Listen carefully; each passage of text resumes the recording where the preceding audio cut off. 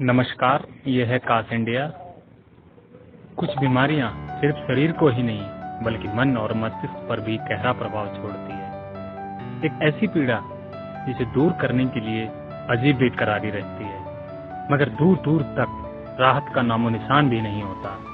बस एक उम्मीद सी रहती है कि काश कोई ऐसा रास्ता मिल जाए कि शरीर और मन की इस पीड़ा से मुक्ति मिल जाए। ऐसी ही एक बीमारी है एंकिलोजिंग स्पॉन्डिलाइटिस। युवा अवस्था में जब सपने अपने चरम पर होते हैं तो यह बीमारी पैरों में बेबसी की बेड़ियां डाल देती है। इस बीमारी से पीड़ित युवाओं को इस बेबसी से इस देश का हेल्थ सिस्टम भी लगता है अनजान है। राहत मिलने का इंतजार लंबा होता जा रहा है और पीड़ा शरीर से गुजरकर दिल और दिमाग तक पहुंचने लगी है। हर बीमार मन एक ही सवाल पूछ रहा है, आखिर कब खुलेंगे वह रास्ते जो राहत की मंजिल तक जाते हैं।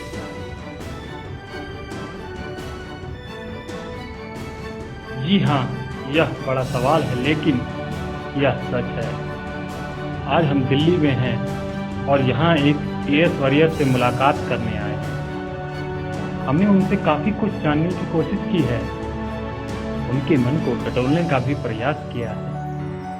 आखिर किस स्थिति से गुजर रहा है उनका युवा जीवन, किस तरह की चुनौतियों का सामना करना पड़ रहा है उनको। चलिए मुलाकात करते हैं और यह जानने की कोशिश करते हैं कि उनके जीवन को एंकिलोजिंग स्पॉन्डिलाइटिस ने किस तरह से बदल कर रख दिया। मेरा नाम श्याम बालीवाल है। मुझे कमर दर्द की प्रॉब्लम ये लगभग 6 साल पहले शुरू हुई थी। तो उस टाइम पे तो ये नॉर्मल कमर दर्द लगता था। तो यहाँ से जैसे इस साइड में जो नीचे है ना लोअर बैक, इसमें दर्द होना चालू हुआ था। तो मुझे लगा कि नॉर्मल अपना बैक पेन है, थोड़ी स्ट्रेचिंग करके एक्सरसाइज करके वो उस टाइम पे ठीक हो जाता था। और धीरे धीरे फिर मैं भी अवॉइड करता गया ऐसे। मुझे लगा कि अपना नॉर्मल पेन है।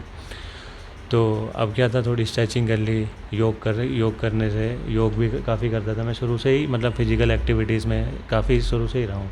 तो मुझे कभी लगा ही नहीं था कि ऐसा भी हो सकता है, कभी पेन भी होगा किसी तरह का। तो अब क्या हुआ, थोड़े टाइम से, मतलब जब से यहाँ दर्द हुआ, ये दर्द धीरे धीरे बढ़ता गया।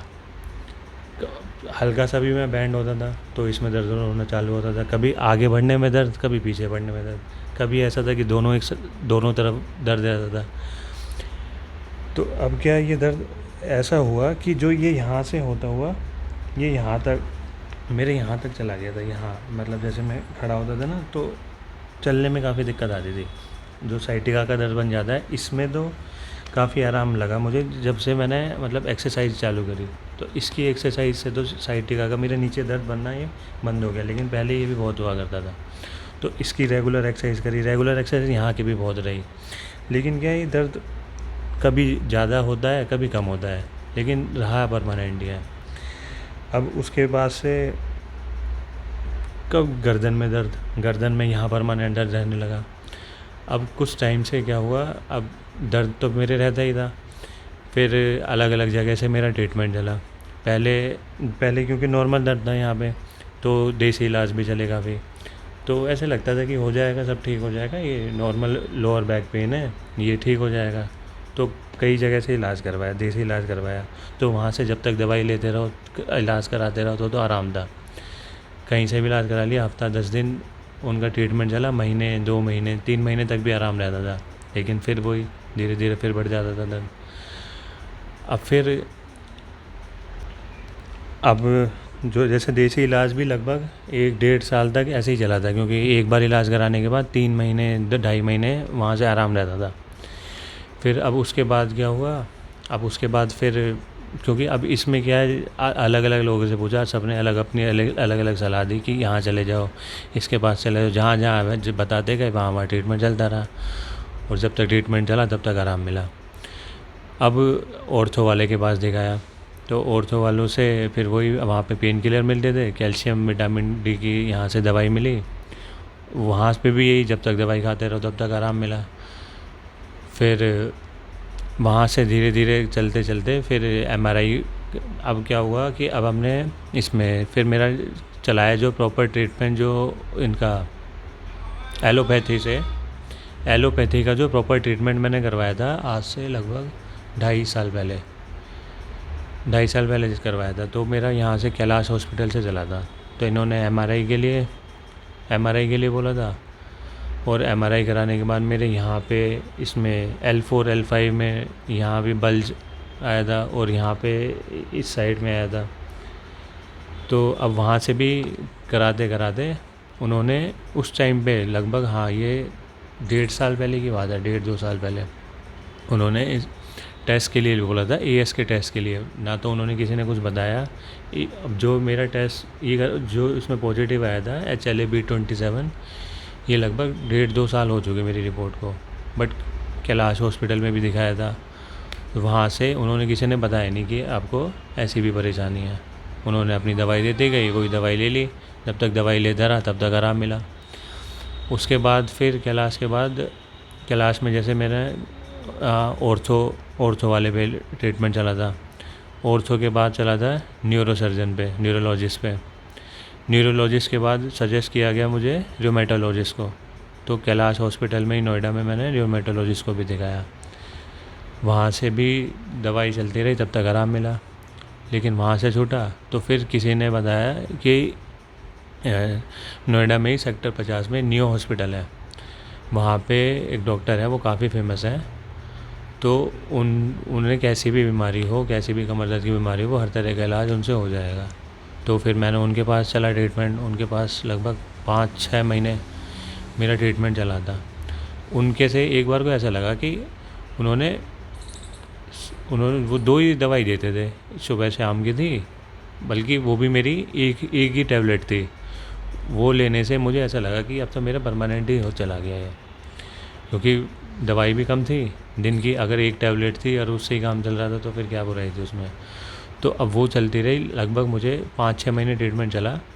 स्टार्टिंग के 1 महीने मैंने दवाई ली तो बहुत आराम लगा। दूसरे तीसरे महीने भी आराम लगा। फिर जब तीसरे महीने चौथे महीने चालू हुआ, फिर मेरे दोबारा से वो दर्द चालू होने लगा। उस दवाई भी चल रही है, लेकिन जिनसे पहले आराम मिल रहा था उनके बाद फिर वो आराम नहीं था। अब उसके बाद उन्हें मैंने बताया। इसी बीच एक और हुआ कि 2020 में जब कोरोना टाइम आया था, तो उसकी फर्स्ट वेव में मेरे कोविड पॉजिटिव आया था मैं। तब तक तो पहले मेरे गर्दन में, कमर में दर्द हो रहता था बस। लेकिन उसके बाद से जब मेरा कोविड पॉजिटिव आया था, उसके बाद से मुझे एक अलग प्रॉब्लम चालू। मुझे ऐसा लगा कि मेरी अलग प्रॉब्लम हो रही है। अब जैसे मैं ऐसे सांस लूँगा ना, तो मेरे यहाँ दर्द बनेगा, यहाँ इसी के बैक में, यहाँ सांस लेने में, यहाँ इस साइड में ये सांस लेने के में दर्द बन रहा है। अब सांस तो इंसान लेगा ही, अब उसमें दर्द बनेगा तो इसका क्या इलाज करवाएं इसमें। तो ये दर्द बढ़ने लगा। ये धीरे धीरे मुझे लगा पता नहीं किस चीज़ का है ये। फिर उन्हीं जहाँ पे नियो हॉस्पिटल में मेरा ट्रीटमेंट चल रहा था, मैंने उन्हें भी बताया कि मेरे ये प्रॉब्लम चल रही है। तो इसका फिर उन्होंने अपनी वही दवाई दे दी। 1 महीने बाद फिर मैंने कहा था कि यहाँ तो मेरे कमर दर्द में आराम है। कमर दर्द में तो मेरे यहाँ जो पीछे जो रहता है ना, यहाँ तो मैं एक्सरसाइज स्ट्रेचिंग करता हूँ तो उससे भी आराम पड़ जाता है। लेकिन जो ये है, इसकी मैंने हर तरह की एक्सरसाइज करके देख ली, लेकिन इसमें मुझे आराम नहीं मिला। अब ये यहाँ से करने के बाद उन्होंने मुझे रूमेटोलॉजिस्ट को ही रेफ़र करा। उसके बाद अब उन्हीं डॉक्टर पे, जो मुझे बताया गया था कि वो बेस्ट डॉक्टर हैं, उनके पास मैंने अपनी सारी रिपोर्ट्स दिखाई। उसमें मेरा ये HLA-B27 भी पॉजिटिव था। मुझे तो किसी ने बताया ही नहीं इसके बारे में। अब उन्होंने मेरी ये रिपोर्ट वो देख चुके थे। लेकिन मैंने इनसे पूछा, उन्होंने भी MRI कराए। उसमें भी सेम वही सब चीज़ आई जो मैंने कैलाश से करवाई थी। उसमें भी लोअर डिस्क की प्रॉब्लम आई थी, L4 L5 और यहाँ से। लेकिन जो इसका HLA-B27 का उन्होंने नहीं बताया, मुझे डिस्कस ही नहीं करा उसके बारे में। मैंने पूछा क्या है ये रिपोर्ट में, तो उन्होंने कहा सब ठीक है, अपना ये लेते रहो। पूछा कि क्या एक्सरसाइज करें, कह रहे एक्सरसाइज करने की कोई ज़रूरत नहीं, ये दवाई लेते रहो, अपना सब ठीक हो जाएगा। आराम भी चल रहा था। लेकिन जब मेरे यहाँ इस साइड सांस लेने में ज़्यादा प्रॉब्लम बनने लगी ना, वो दर्द क्या रहता था, कभी यहाँ बनेगा, कभी यहाँ, कभी यहाँ, कभी यहाँ। ये अपने आप कोई फिक्स जगह नहीं है। कभी ऐसा होता था जैसे जो बाय करती हैं चीज़ें, गोभी, रायता, तो इस तरह से मुझे लगा कि यहाँ से इस वजह से दर्द बन रहा है। अब उसके बाद अब इन्होंने रोमेटोलॉजिस्ट को मुझे रेफ़र कर दिया। अब मैंने रोमेटोलॉजिस्ट में चला मेरा ट्रीटमेंट, फिर यहाँ ये आरएमएल हॉस्पिटल में। आरएमएल हॉस्पिटल में ऑर्थो, अब रोमेटोलॉजिस्ट के पास डायरेक्ट जाना था, बट यहाँ पे एक हमारे जानकार निकले, वो ऑर्थो वाले थे, तो पहले मैंने उन्हें दिखाया। उन्होंने फर्स्ट टाइम उन्होंने देखी मेरी वो रिपोर्ट, उन्होंने बताया कि आपके ये प्रॉब्लम है, एएस की प्रॉब्लम है। तो उन्होंने अपनी कुछ दवाई दी, लेकिन उन्होंने बोला कि रोमेटोलॉजिस्ट को दिखाओ। फिर मेरा जो इसका प्रॉपर जो ट्रीटमेंट चला था वो इस आरएमएल हॉस्पिटल से चला है, और आरएमएल हॉस्पिटल से कुछ दिन चला था। उन्होंने लेकिन मेरी यहाँ की इसके लोअर बैक की परेशानी का बताया, और यहाँ का जो यहाँ मेरे गर्दन में दर्द बनता है इसका, उन्हें भी मैंने लेकिन सांस का बताया था, लेकिन उन्हें नहीं समझ में आया। उन्होंने बोल दिया इसके लिए तुम किसी और डॉक्टर को दिखाओ, न्यूरोलॉजिस्ट के पास चले जाओ। तो फिर वहाँ से मुझे ठीक नहीं लगा इलाज कराने में। जब ये भी इसी की वजह से और ये कह रहे हैं कि तुम कहीं और के पास चले जाओ, तो फिर मुझे लगा कि यहाँ से अब मुझे नहीं कराना चाहिए। फिर उसके बाद फिर अब इसमें हरिद्वार में जो बाबा रामदेव का जो योगपीठ सेंटर है, वहाँ से पता चला था कि वहाँ पे इसका एंकिलोजिंग स्पॉन्डिलाइटिस का वहाँ पे भी चलता है ट्रीटमेंट। तो फिर मैंने वहाँ बात करी, उन्होंने पंचकर्म के लिए बताया था कि इसका पंचकर्म से चलेगा इलाज। अब उन्होंने पंचकर्म बताया था, तो एक बार को मैंने मन बना लिया था कि अब जब है तो फिर अब ट्रीटमेंट तो ज़रूरी है, वहाँ से कराएंगे। फिर पता चला कि दिल्ली में यहीं पंचकर्म का सेंटर है, तो जब यहीं हो रहा है तो वहाँ जाने की क्या ज़रूरत है। तो अब मेरा यहाँ चल रहा है, और उन्होंने मुझे अब अगले महीने की डेट दिया है पंचकर्म से ट्रीटमेंट करने की। लेकिन क्या है, मेरा ये जो ये था ना यहाँ पे दर्द, इसमें तो आराम है, लेकिन जो यहाँ का जो मेरा है ना गर्दन का दर्द, ये यहाँ मेरा ये परमानेंट ही है। यहाँ दर्द रहता है, यहाँ दर्द, सांस ले रहा हूँ तो दर्द, मतलब बहुत बहुत पेन है मेरे। हाँ, एएस डायग्नोसिस होने से पहले और एएस के डायग्नोसिस होने के बाद आपको किन दिक्कतों का सामना करना पड़ा और आपको ये कैसे पता चला? एएस की सबसे बड़ी प्रॉब्लम यही है कि इसका डायग्नोसिस ही नहीं पता चल पाता कि हमारे एएस है।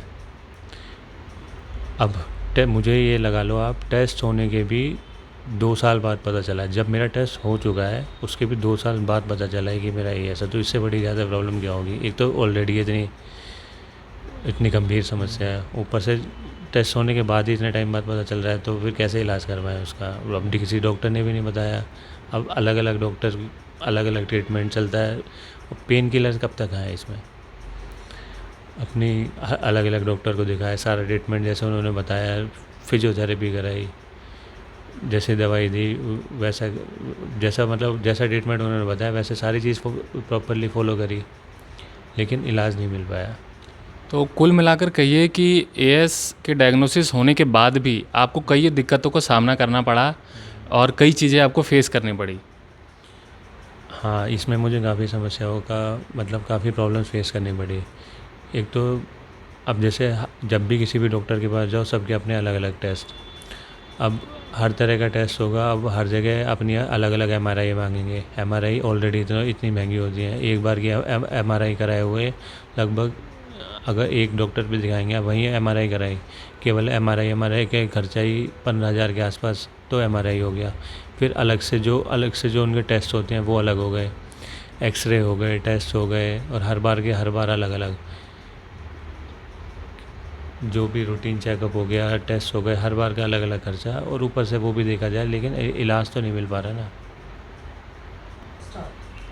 एएस के ट्रीटमेंट में सबसे टफ पार्ट आपको कौन सा लगा? इसमें मुझे जो सबसे टफ लगा वो है इसका मेडिक्लेम के अंदर कवर ना होना। अगर मेरा इंश्योरेंस इसका हो जाए तो मेरे ऊपर फाइनेंशियल बर्डन ना पड़े। और इसमें कई मेडिकल कंपनियों से बात करने के बावजूद मुझे पता चला कि इसका इंश्योरेंस होता ही नहीं है, और देखा जाए तो इसका खर्चा बहुत महंगा है। अब इसकी ना तो इतनी जानकारी है, हमारे पास इतनी जानकारी नहीं, जहाँ से पता चला अब मेडिकल कंपनी इसका इंश्योरेंस नहीं करती। और अब हर डॉक्टर के पास अलग अलग जाएंगे, सब अपना अलग अलग टेस्ट बताएंगे, सबकी एमआरआई अलग अलग होगी।